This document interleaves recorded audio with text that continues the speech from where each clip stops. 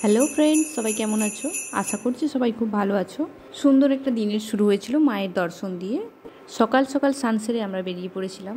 কোথায় গিয়েছিলাম জানতে হলে অবশ্যই পুরো ভিডিওটি দেখুন।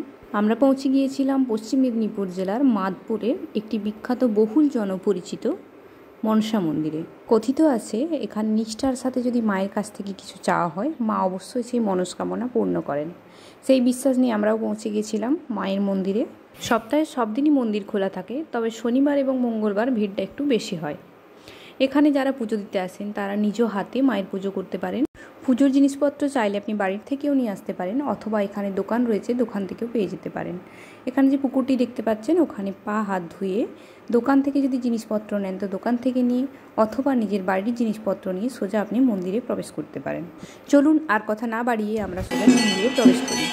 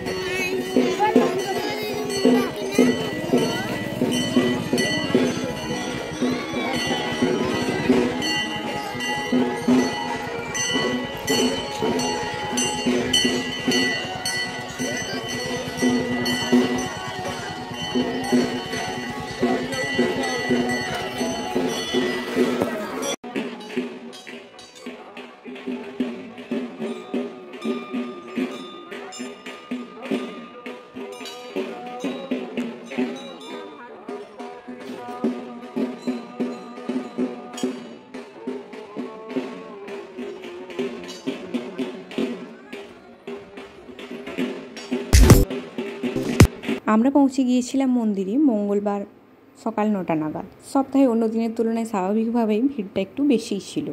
যেহেতু সকাল সকাল পৌঁছেছিলাম, তাও তুলনায় ভিড়টা একটু কমই ছিল। দেখতে পাচ্ছেন যে সমস্ত মানুষজন পুজো দেওয়ার জন্য মন্দিরে এসেছেন, তারা নিজ হাতে নিষ্ঠার সাথে মায়ের পুজো করছেন। বিভিন্ন বয়সের মানুষ এসেছেন, একদম বাচ্চা থেকে বয়স্ক বৃদ্ধা। কথিত আছে মন থেকে যদি কোনো কিছু চান সেটা অবশ্যই পূর্ণ হবে। স্বাভাবিকভাবে আমিও অনেক দিন ধরে চেয়েছিলাম মায়ের মন্দির দর্শনের জন্য। সেই দিন এসে গিয়েছিল এবং আমি সকাল সকাল সানসেটে পৌঁছে গিয়েছিলাম মন্দিরে। নিজের পুজো দেওয়ার পর সমস্ত মানুষের পুজো দেওয়ার আনন্দ উপভোগ করছিলাম। এখানে মন্দিরে প্রবেশ করতে গেলে কোনো রকম চার্জ দিতে হয় না। শুধুমাত্র আপনারা যদি গাড়িতে আসেন বা টোটোতে আসেন, যদি সেটা পার্কিংয়ে রাখা হয় তো 20 টাকা চার্জ নেয়, আর অন্য কোথাও কোনো রকম চার্জ। আর মন্দিরে প্রণামীর জন্য কেউ কোনো প্রকার আপনাকে জোর করবে না। আপনার স্ব ইচ্ছায় আপনি যা দেবেন, ওখানে প্রণামী বাক্স রয়েছে, ওখানে আপনি দিয়ে দিতে পারেন। চলুন বাকিটুকু ঘুরে দেখে নেওয়া যাক চারিদিকে কি রয়েছে।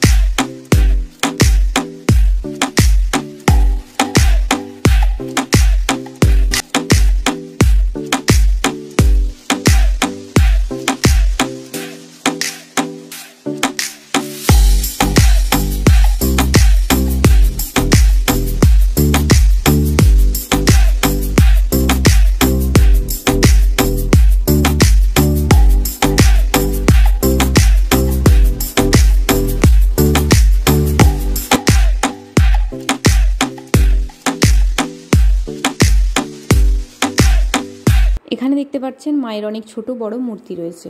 ওখানকার মানুষের সাথে কথা বলে জানতে পারলাম যে সমস্ত মানুষ মায়ের কাছে মনস্কামনা জানিয়ে যান এবং তা যদি পূর্ণ হয় তারপর তা মায়ের মূর্তি দিয়ে পুজো দিয়ে যান। এইরকম মূর্তি বাইরের দোকান থেকে আপনি চাইলেই কিনে নিতে পারেন।